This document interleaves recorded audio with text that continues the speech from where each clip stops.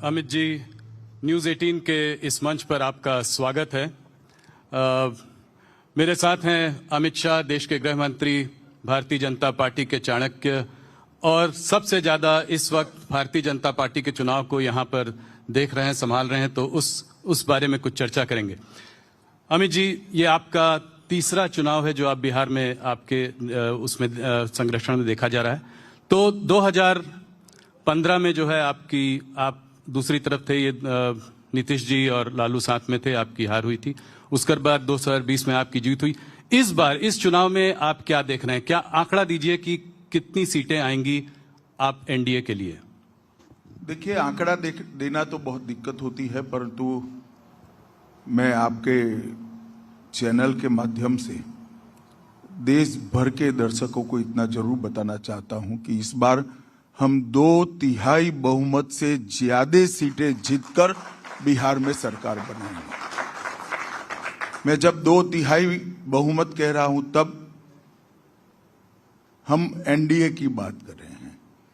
NDA का गठबंधन 2/3 बहुमत से ज्यादा सीटें जीतकर मोदी जी और नीतीश जी के नेतृत्व में यहां सरकार बनाएगा।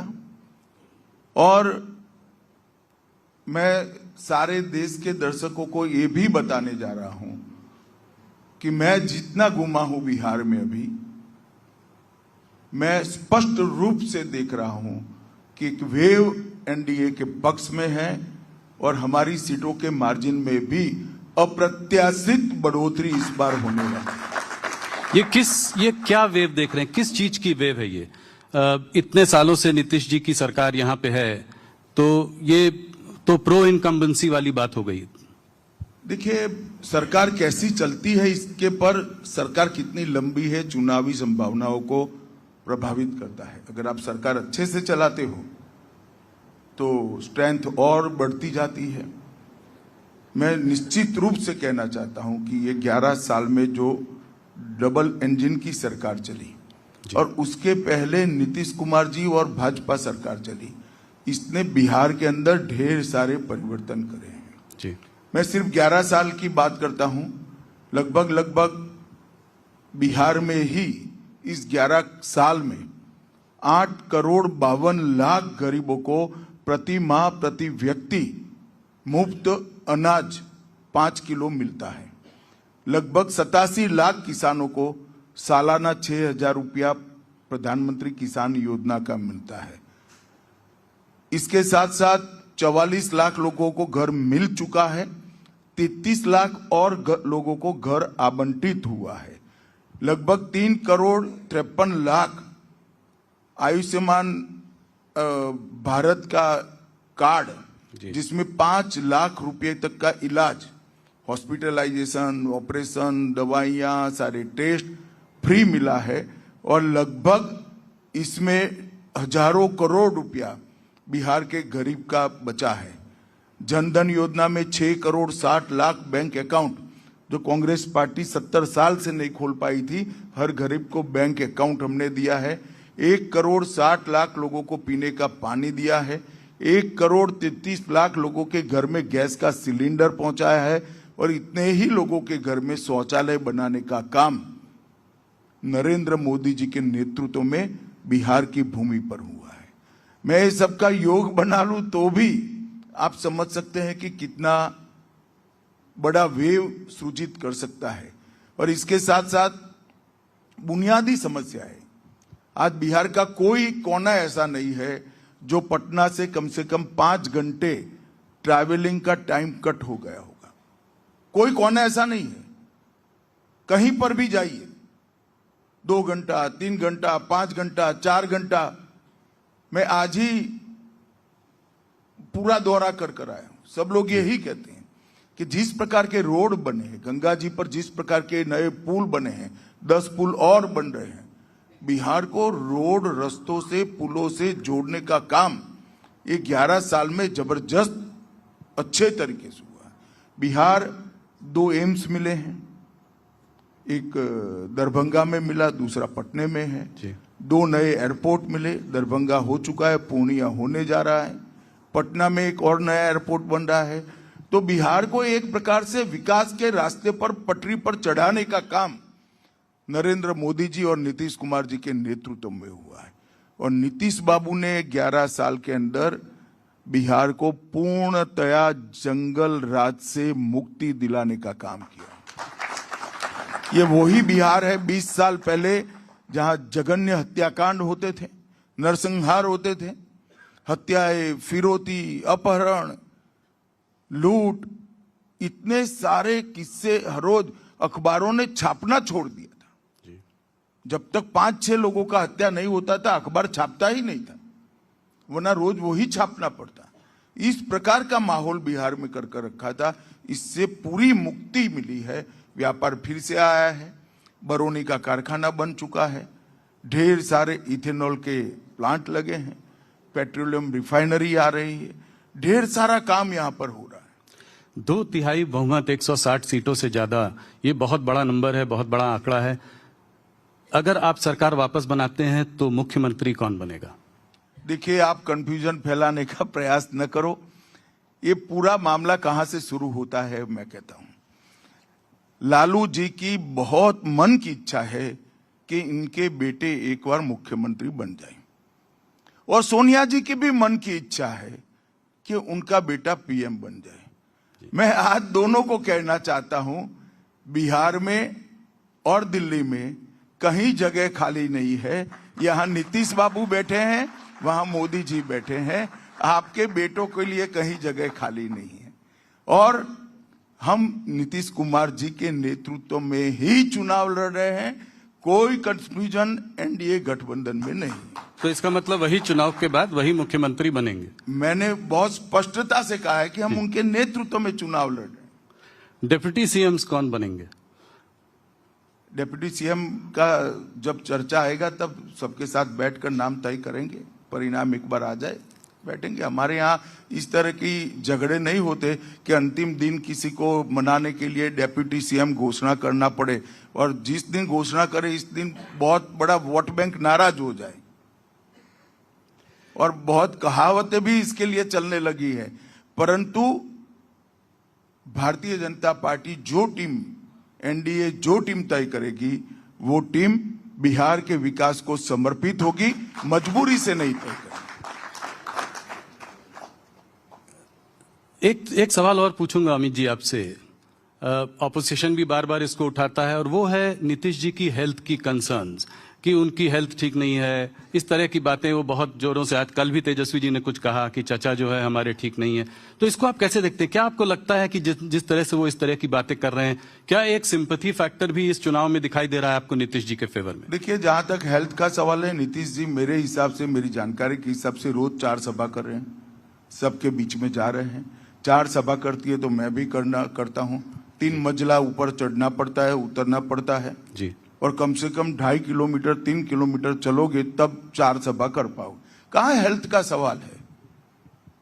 और लालू राबड़ी के हर सवाल का जवाब नीतीश जी दे रहे हैं, परंतु वो भ्रांति खड़ी कर एक छवि खड़ी कर इससे बाहर निकलना चाहते हैं। महागठबंधन में सीट शेयरिंग को लेकर काफी दिनों तक जो है लड़ाई झगड़ा चलता रहा। बहुत देर बाद वो लोग जाकर किसी कंक्लूजन पर आ पाए। उसके बाद जो है ओवैसी जी ने कहा कि जो है 2% वाला डिप्टी सीएम बनेगा, 12% वाला सीएम, और जो 18% वाला है वो दरी बिछाएगा। तो क्या इसको आप कैसे इसको देखते हैं? इनके नहीं, मैं तो बहुत बारीकी से देख रहा हूं विगत 5 महीनों से। इनके गठबंधन के अंदर कोई मनमेल नहीं है, मजबूरी से बना हुआ गठबंधन है। कोई रूट कर 2 महीने तक आता नहीं है, विदेश चला जाता है। कोई रूट कर प्रेस कॉन्फ्रेंस ज्वाइन करने की ना बोलता है तो उसको डिप्टी सीएम का झुनझुना पकड़ा देते हैं। और सीटों के बंटवारे में भी इतने झगड़े हुए हैं, अंत तक एक लिस्ट ये महागठबंधन नहीं घोषित कर पाया। हमारे गठबंधन ने, एनडीए ने पूरी लिस्ट की सूची एक साथ घोषित कर दी। कहीं पर कोई कंफ्यूजन नहीं। हम एक मुश्त होकर 5 पार्टियां 5 पांडव की तरह लड़ रही हैं, और सामने इतना बड़ा बिखराव है कि जिसकी कल्पना ही नहीं हो सकती। ये एक जमाने में इंदिरा जी विपक्ष के गठबंधन के लिए कहती थी, इस संतरे जैसा गठबंधन है, चुनाव का छिलका निकलते ही सारी कलियां अलग अलग हो जाएगी और ये बिखर कर टूट जाएंगी। आज आपने भी दरभंगा में पीएफआई की बात करी और आपने कहा कि जो है लालू जी जो है नहीं चाहते हैं कि इनको अरेस्ट किया जाए, इनको जो है बैन किया जाए। तो क्या ये जैसे जैसे चुनाव पास आता है तो क्या इसकी वजह से ये पोलराइजेशन की ओर बढ़ रहा है? नहीं, पोलराइजेशन क्या है? आप मुझे बताओ कि पीएफआई जैसी संस्था जी किस धर्म के अनुयायियों ने बनाई, इसके आधार पर चलने देनी चाहिए क्या?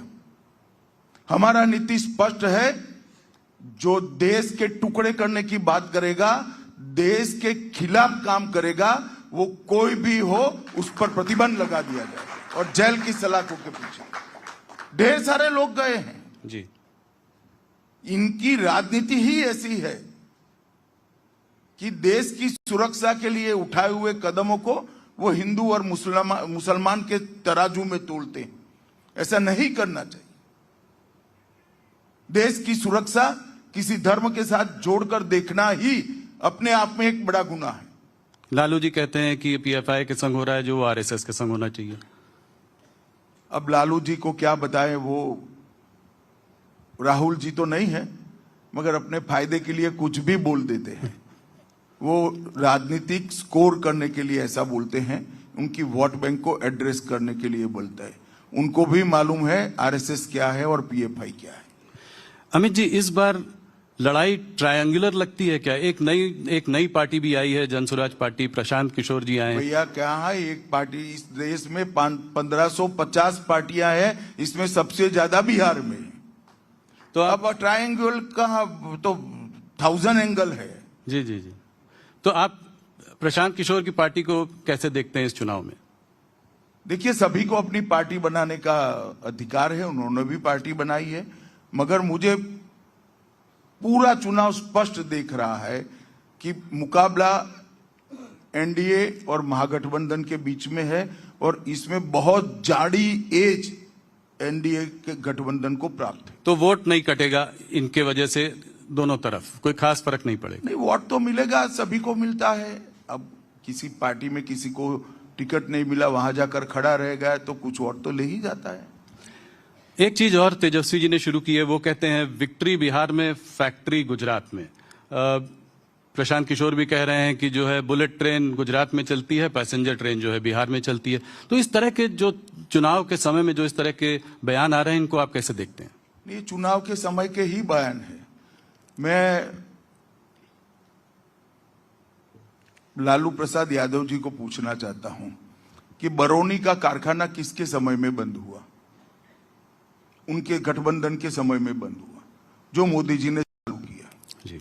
इतने सारे इथेनॉल बनाने के कारखाने किसके समय में लगे? मोदी जी के समय में लगे। पेट्रो रिफाइनरी किसके समय में आएगी? मोदी जी के समय में आएगी। पीएम मित्र पार्क, जिसके अंदर हजारों करोड़ का इन्वेस्टमेंट होगा, टेक्सटाइल पार्क बना, वो किसके समय में बना? मोदी जी के समय में बना। और ये सारा बिहार का इंडस्ट्रियलाइजेशन जो बंद हुआ, वो किसके समय में बंद हुआ? लालू जी के समय में बंद हुआ। कानून और व्यवस्था के चलते बंद हुआ। नीतीश बाबू ने 20 साल तक कानून और व्यवस्था अच्छा सुधारा है। मोदी जी ने पहले इंफ्रास्ट्रक्चर को सुधारा, अब बिजली के कारखाने लग रहे हैं और अब उद्योग भी यहां आ रहा है, आईटी पार्क भी यहां बन रहे हैं और अच्छे एजुकेशनल इंस्टीट्यूट भी यहां बन रहे हैं। जी। राहुल गांधी ने जब यहां पर अपनी यात्रा शुरू की थी तो वोट चोरी यात्रा शुरू की और उसके बाद फिर वो थोड़ा विदेश चले गए और फिर वापस आए।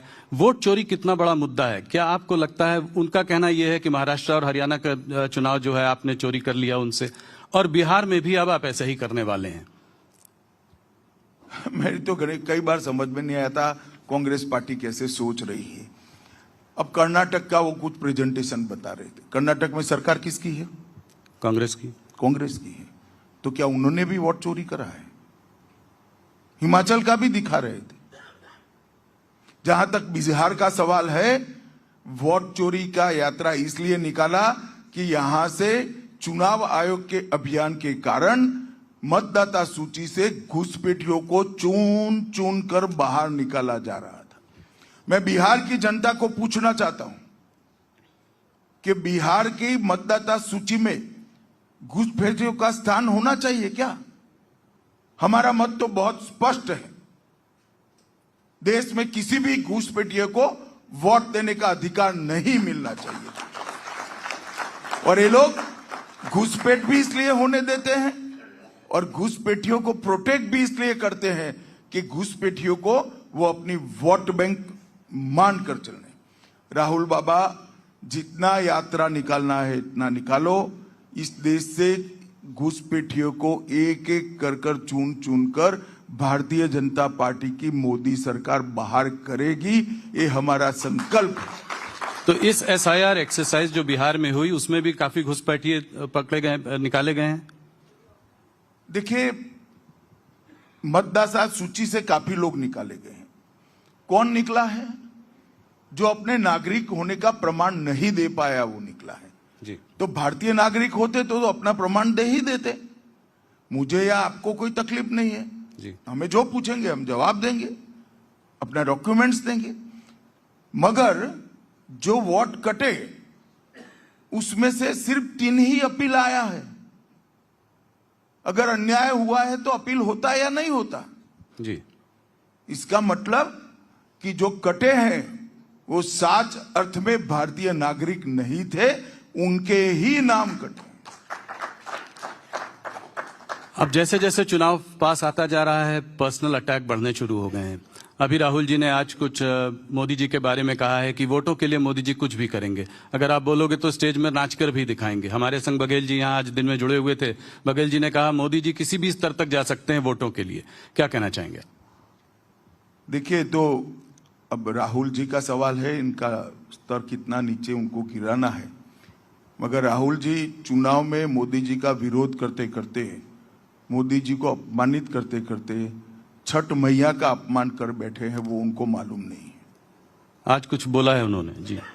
पूरे देश में छठ के पर्व के दिन छठ मैया का पूरा देश मन से प्रार्थना भी करता है, अर्घ्य भी देता है और उसका प्रसाद भी ग्रहण करता है।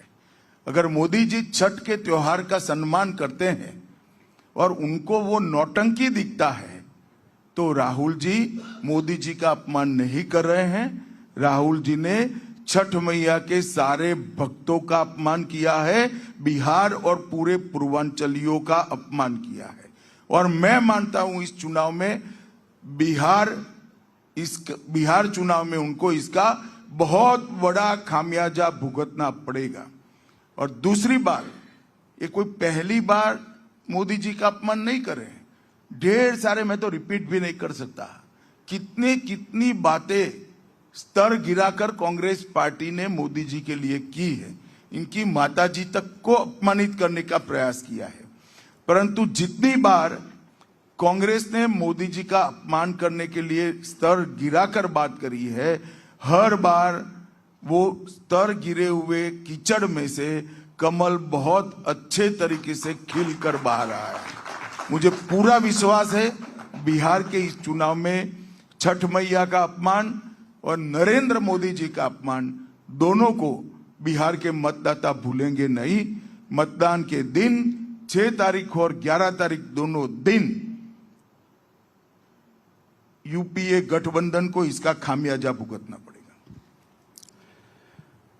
जैसे ही महागठबंधन में तेजस्वी जी मुख्यमंत्री चेहरे के रूप में सामने आए, उधर लारा घोटाला के भाई कहां पर बनना कहां है? नहीं, मतलब उन्होंने तो अपना कैंडिडेट घोषित तो किया सबको है। आपको भी बना सकते हैं, मगर ना बहुमत मिल रहा है ना मुख्यमंत्री बनाना है। उनका ख्याली पुलाव पका रहे हैं भाई। उनका कहना यह है कि जैसे ही उनका नाम घोषित हुआ वैसे ही लारा घोटाला के चक्कर में दिल्ली में जो है कार्यवाही शुरू हो गई है। उसको कहते हैं ये कि ये विच हंटिंग है। इसको आप कैसे देखते हैं? देखिए, आपको थोड़ा स्टडी करना चाहिए वो केस का। वो बहुत पुराना एफआईआर है और कार्यवाही शुरू नहीं हुई। कार्यवाही कब की चल रही है? कानूनी कार्यवाही में, क्रिमिनल जस्टिस सिस्टम में एक स्टेज आता है जब चार्ज फ्रेम किया जाता है, और कब के चार्ज फ्रेम के खिलाफ ये स्टे लेकर बैठे थे, इसलिए सेशन कोर्ट चार्ज फ्रेम नहीं कर पाता था। अब स्टे उठ गया, इसलिए चार्ज फ्रेम हो गया। वो कोइंसिडेंट है, और उनके खिलाफ तो इतने केस है। आज भी लालू जी सजायाफ्ता व्यक्ति है, बेल पर है। कहां नया केस रजिस्टर करने की जरूरत है? ढेर सारे केस हैं। वक्फ कानून भी अब इस समय चुनाव के माहौल में उछल रहा है। तेजस्वी जी ने, कांग्रेस ने, सबने कहा है कि पावर में आते ही जो है इसको हम डस्टबिन में डाल देंगे। क्या ना वो संविधान समझते हैं, ना कानून समझते हैं। मैं इसकी डेप्थ में जाना नहीं चाहता, परंतु मैं बिहार की जनता और देश की जनता को जरूर कहना चाहता हूं, जब तक भारतीय जनता पार्टी का एक भी सांसद संसद में है, वक्फ कानून के सुधार को आंच नहीं आएगी। वो भारतीय जनता पार्टी का वादा है। एक और जो ऑपोजिशन बात करता है बार बार, वो करता है महंगाई की, बेरोजगारी की और पलायन की। कहता है कि यहाँ इतने सारे ग्रेजुएट्स हैं जिनको नौकरी नहीं मिलती, बिहार से लोगों को बाहर जाना पड़ता है नौकरी करने के लिए, और बेरोजगारी बढ़ती जा रही है। इसको आप कैसे देखते हैं? देखिए, सिर्फ नौकरी अकेला मुद्दा नहीं था।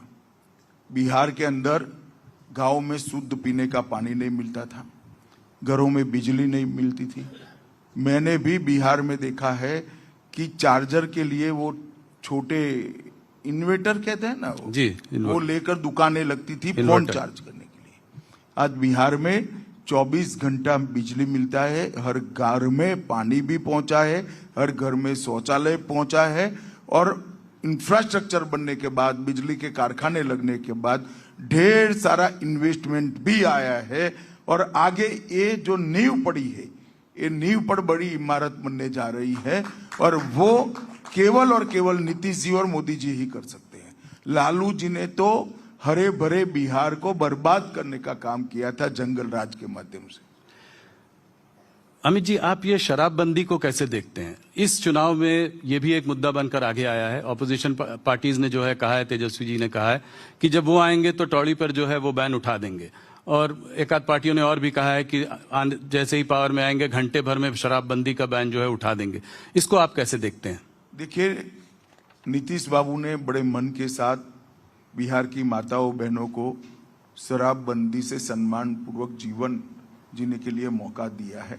वो एनडीए सरकार की पॉलिसी है। एनडीए के सभी घटक दल इसके साथ बंधे हुए भी है और इसको मानते भी। थोड़ा सा बात करें चुनावी वादों का। आप लोगों ने भी वादा किया है, ऑपोजिशन भी वादा कर रही है। मैं शुरुआत करता हूं आप लोगों के वादों से। हमारा कोई वादा नहीं आया है, हमने तो काम ही कर दिया है। हमारा अभी वादा तो आना बाकी है भैया जी। नहीं तो एक काम जो आपने कर दिया है, जो कि 1,41 लाख महिलाओं को आपने 10,000 दिया है। एक एंटरप्रेन्योरियल सेटअप बनाया है यहाँ की महिलाओं के लिए, जिससे कि महिलाओं कोऑपरेटिव बनाया जी। तो मैं आप सवाल ये पूछना चाहता हूँ, इसके अलावा इलेक्ट्रिसिटी भी आपने प्रॉमिस की है कि इतने यूनिट्स फ्री कर देंगे। प्रॉमिस नहीं किया है, कर दिया है। इसका जो है बिहार के बजट पर क्या असर पड़ेगा? क्या ये सब फ्री भी नहीं है? देखिए, हमने अगले 5 साल में बिहार के जीएसडीपी में जो बढ़ोतरी होने वाली है, वो बढ़ोतरी और फिस्कल डेफिसिट न बढ़े, उसका कैलकुलेशन कर ये सारे काम किए हैं। और आप माफ करना मुझे, ये एक कंटिन्यूअसली चलने वाले, गरीबों को एम्पावर करने वाले कार्यक्रम का एक हिस्सा है। जैसे हमने घर दिया जी, बिजली दी, गैस दिया, शौचालय दिया, 5 किलो अनाज दिया, हमने गैस का सिलेंडर दे दिया, 5 लाख तक का सारा इंश्योरेंस उनको, मतलब दवाइयों का खर्चा फ्री कर दिया। अब उसको काम करना है। काम करना है तो पूंजी नहीं है। पहले तो जो कमाते थे वो सारा चला जाता था ये सब चीजों में, लकड़ियां, टहनियां, केरोसिन लाना पड़ता था और दवाइयों में खर्च हो जाता था, अनाज नहीं था, अनाज में खर्च हो जाता था, खाने पीने में। अब ये सारी चीजों से बिहार का गरीब मुक्त हुआ है। वो कुछ करना चाहता है। तो ये जो 10,000 रुपया दिया है वो सीड मनी के रूप में दिया है, जो उसकी पूंजी के रूप में काम में आएगा। और ये 10,000 से नहीं रुकेगा, आगे जाकर ये 10,000 सीड मनी का उपयोग कर 2 लाख रुपए तक की लोन बिहार के गरीबों को मिलने वाली है, जिससे वो छोटे अपने कारोबार कर पाएगा और आत्मनिर्भर होने की दिशा में आगे बढ़ेगा। एक और इतनी बड़ी संख्या में जो गरीब है उनको 2 लाख रुपए का लोन देकर छोटे कारोबारों में एंगेज करना, उनको आत्मनिर्भर बनाना, और दूसरी ओर इतना बड़ा इंफ्रास्ट्रक्चर का निर्माण कर रोजगारी जनरेट करना, और इंफ्रास्ट्रक्चर का निर्माण करने के बाद, बिजली बनाने के बाद जो कल कारखाने आएंगे उसमें भी रोजगारी का निर्मित होगा। तो ये वैज्ञानिक तरीके से एक बनाया हुआ कार्यक्रम है। इसको बदनाम करने के लिए ना मीडिया ने ना ऑपोजिशन ने आइसोलेशन में एक चीज को उठाकर नहीं देखना चाहिए। तेजस्वी जी कह रहे हैं कि अगर उनकी सरकार बनी तो हर बिहार के घर में एक सरकारी नौकरी देंगे। क्या ये संभव है? क्या ये हो सकता है? आप मानते हो क्या? नहीं, मैं तो आंकड़ों पर जाना चाह रहा था कि अभी सिर्फ 25-26 लाख नौकरियां हैं और करीब कम से कम 3 करोड़ परिवारों को नौकरी। इतने सारे व्हाट्सएप घूम गए जी कि 2 करोड़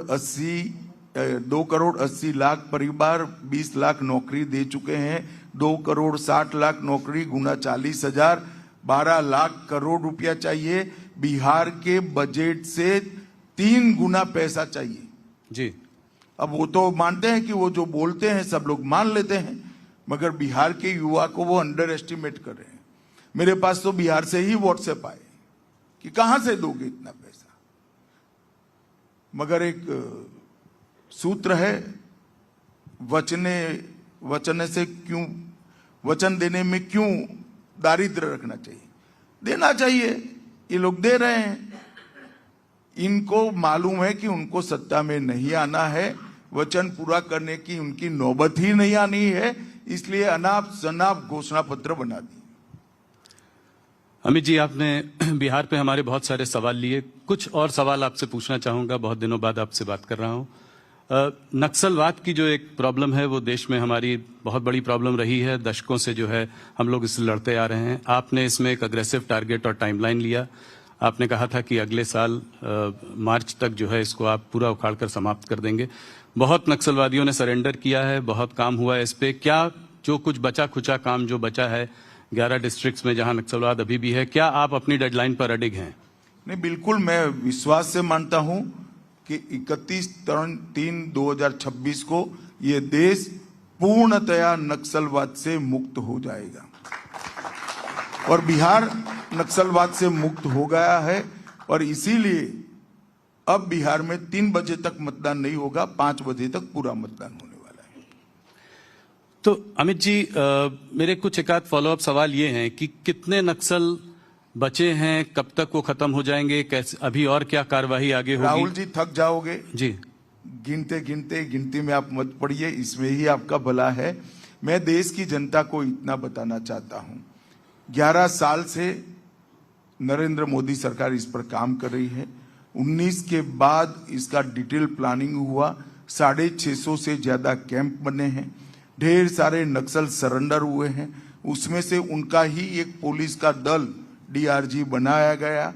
और छत्तीसगढ़ में कांग्रेस की सरकार थी, इसके कारण हम अटके हुए थे। छत्तीसगढ़ की सरकार ने जनता ने भाजपा सरकार बनाई, अब हमारे लिए बहुत अनुकूल भूमि है। और 2026 31 मार्च को नक्सलवाद इस देश से समाप्त हो जाएगा। मैं आपके मंच के माध्यम से फिर से एक बार नक्सलियों को कहना चाहता हूं कि आपके लिए मेन स्ट्रीम में आने के दरवाजे खुले हैं। बहुत सारे लोग सरेंडर किए हैं, हथियार डाल दीजिए, आप भी सरेंडर करिए। मगर सरेंडर नहीं करेंगे तो हमारी कार्य योजना है, और हम सरेंडर करें या न करें, इस देश को नक्सलवाद से मार्च 26 तक मुक्त करा दें। लेफ्ट पार्टीज का कहना है कि ये जो है एक्स्ट्रा जुडिशियल किलिंग्स हैं, इनसे बात क्यों नहीं करते हैं हम, और वापस जब ये लोग जेल से छूट कर आएंगे तो क्या फिर इस हमारी तरह का... सरकार का स्पष्ट नीति है, जिसके हाथ में हथियार होगा इससे कभी बात नहीं। कनपट्टी पर बंदूक रखकर बात होती है क्या? और बात क्या करना है? जहां जहां नक्सल मुक्त हुआ, हर गांव में पानी पहुंचा, बिजली पहुंची, राशन कार्ड पहुंचा, अनाज पहुंचा है, दवाइयां पहुंची है, स्कूल पहुंची है, मोबाइल टावर पहुंचे हैं और रोजगारी की योजनाएं भी पहुंची। इस तरह से बात नहीं हो सकती। और यह सिद्ध कर रहा है कि कांग्रेस पार्टी और लेफ्ट पार्टी इसका वैचारिक पोषण करती थी, इसीलिए वो उनके समर्थन में बयान दे रहे हैं। सैकड़ों आदिवासी मारे गए हैं, किसी का पैर उड़ गया, किसी का हाथ उड़ गया, सैकड़ों जवान मारे गए, शहीद हो गए। इनके ह्यूमन राइट नहीं है क्या? किस प्रकार की बात करें? बात किससे करें? हाथ में जो AK-47 राइफल लेकर बैठे हैं, इनके साथ हम बात करें? नहीं होगी बात। जो सरेंडर होगा वो मेन स्ट्रीम में वापिस आएगा, सरेंडर नहीं होगा उसको पुलिस का सामना करना पड़ेगा। थोड़ी बात GST की करें। आपकी सरकार ने जो है पिछले साल बजट में इनकम टैक्स रेट की कटौती की, मिडिल क्लास को बहुत बड़ा फायदा हुआ। अभी GST रैशनलाइज करा है तो उससे भी जो है लोगों के हाथों में बहुत पैसा आया है, अच्छा पैसा आया है। तो क्या आपको लगता है कि इसका लाभ एक आम आदमी को मिल पाया है और क्या इससे इकोनॉमिक एक्टिविटी बढ़ेगी, इन्वेस्टमेंट बढ़ेगा? जरूर मिल पाया है। 395 चीजें 28% और 18% पर थी, इसको 5% या 0% टैक्स कर दिया।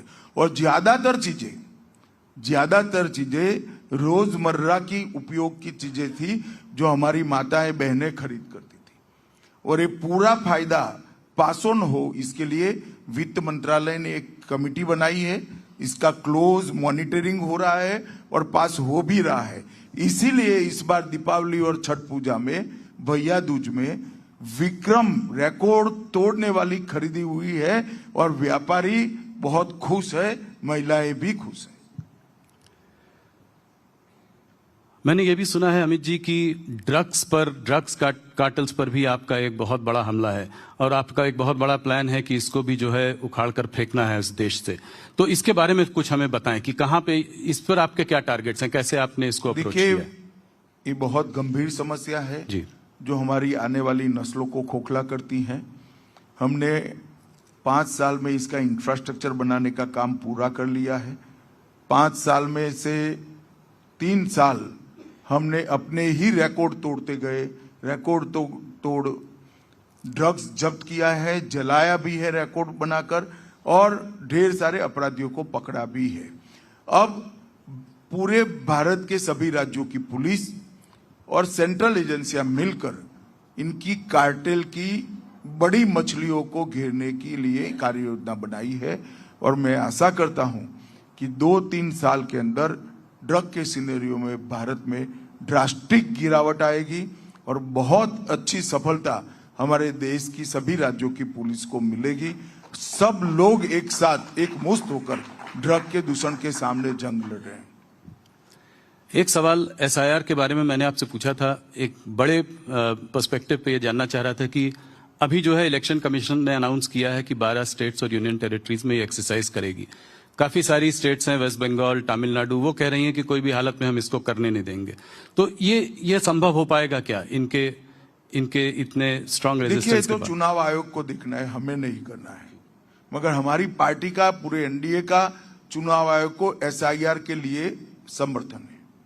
और SIR कोई पहली बार नहीं हुआ है, 1955 से लेकर 2004 तक हुआ है SIR।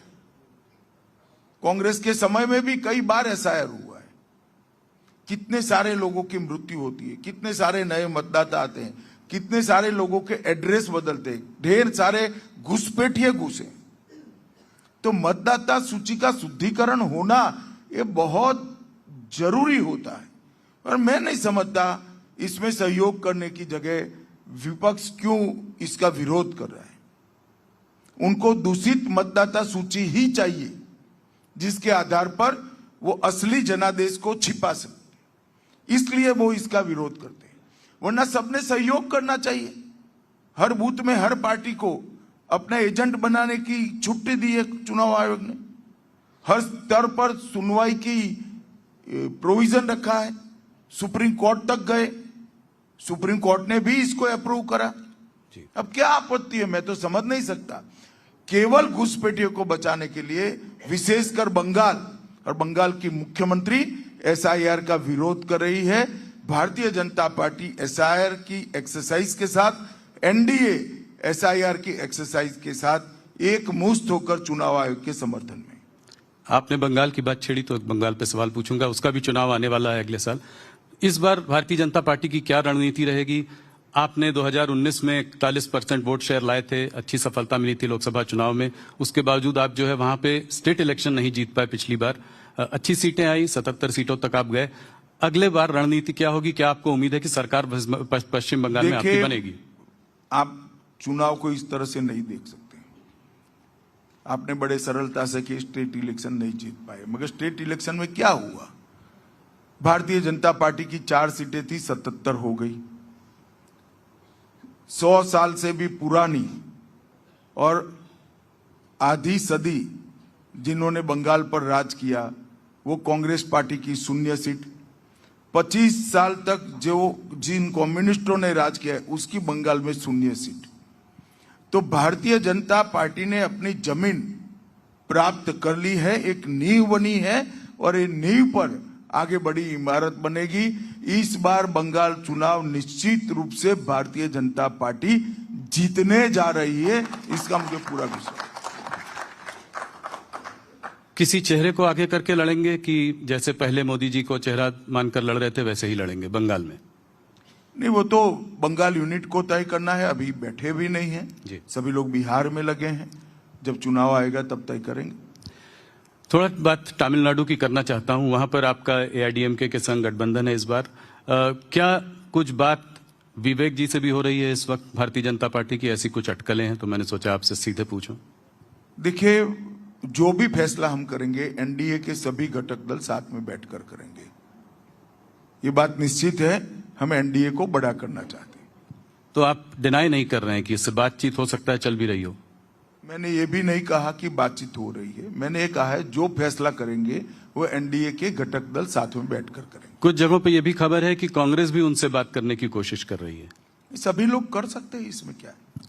केरल पे एक सवाल मेरा, आपने कहा था कि 25% सीट जो है लोकल बॉडी इलेक्शंस में आपको इस बार जीतने की उम्मीद है, तो वहां पे भी स्टेट इलेक्शन है। स्टेट इलेक्शन में आपको कितनी सीटें जीतने की उम्मीद है? 140 सीटें। अभी क्या वहां पर है, भी आपका कोई गेम अभी है? देर है, मगर इस पंचायत चुनाव में, म्युनिसिपैलिटी और म्युनिसिपल कॉर्पोरेशन के चुनाव में भारतीय जनता पार्टी 25% वोट प्राप्त करेगी और हम अच्छी खासी संख्या में सीटें भी जीत कर लाएंगे। अमित जी, एक आध दो और सवाल आखिरी में। एक सवाल जो मैं आपसे पहले भी पूछ चुका हूं पर आज फिर पूछना चाहूंगा, भारतीय जनता पार्टी अपना नया अध्यक्ष कब घोषित करेगी? अब तो बिहार के चुनाव के बाद ही होगा, पर उसके बाद हो जाएगा, काफी प्रायोरिटी में हो जाएगा बिहार चुनाव के बाद। जाते जाते एक आखिरी सवाल, आप खादी पहनते हैं, खादी मैंने पढ़ा भी है, आपसे बात भी की है इस बारे में। इसके पीछे क्या, कब ये शुरू हुआ, इसके पीछे क्या कहानी है? देखिए, मेरी माताजी, उन्होंने मुझे खादी पहनने के लिए प्रेरित किया था और उस वक्त तो ज्यादा समझ नहीं थी जब मैंने खादी पहनना शुरू किया था, मगर आज मैं देख रहा हूं खादी का विचार आज भी इतना प्रासंगिक है जितना 1920 में हुआ करता था। अगर मेरे खादी पहनने से एक गरीब के घर को रोजी रोटी मिलती है, एक गरीब महिला को रोजी रोटी मिलता है, तो इससे ज्यादा पवित्र कपड़ा और कोई नहीं है। और मैं तो देश भर के सभी परिवारों को कहता हूं, घर में कई सारी ऐसी चीजें होती है, पिलो कवर होते हैं, चद्दरें होती हैं, बदन लुचने के तौलिए होते हैं, कई सारी ऐसी चीजें होती है जो खादी का हम उपयोग कर सकते हैं। और खादी ग्राम उद्योग में तो अब ढेर सारी खाने पीने की चीजें भी उपलब्ध है। खादी को बढ़ाइए। खादी हमारे देश के लिए, हमारे देश के गरीबों के लिए रोजगार का बहुत बड़ा साधन है और आत्मनिर्भरता और स्वदेशी दोनों खादी से ही मजबूत होता है। और मोदी जी ने खादी को बल दिया है और खादी के टर्नओवर में सैकड़ों गुना बढ़ोतरी करने का काम भारतीय जनता पार्टी की नरेंद्र मोदी सरकार ने किया है, एनडीए सरकार ने किया है। अच्छा ही हुआ आपने पूछ लिया, जिससे मैं अपील कर पाऊंगा। और युवाओं को विशेषकर मैं कहना चाहता हूं कि एक बार आप खादी पहनकर देखिए, गरीब के साथ आपका मन अपने आप जुड़ जाएगा, इसके दर्द को आप महसूस कर पाएंगे। अमित जी, आपका बहुत बहुत धन्यवाद हमारे संग बिहार में जुड़ने के लिए। न्यूज 18 बिहार यहाँ का लोकप्रिय और बहुत बड़ा चैनल है, हमारा 80% शेयर है और बाकी पूरे देश में हमारे नेशनल चैनल्स के थ्रू आप आज देखे गए हैं। शानदार जोरदार स्वागत करिए। बहुत बहुत धन्यवाद। आपको चुनाव के लिए शुभकामनाएं। धन्यवाद।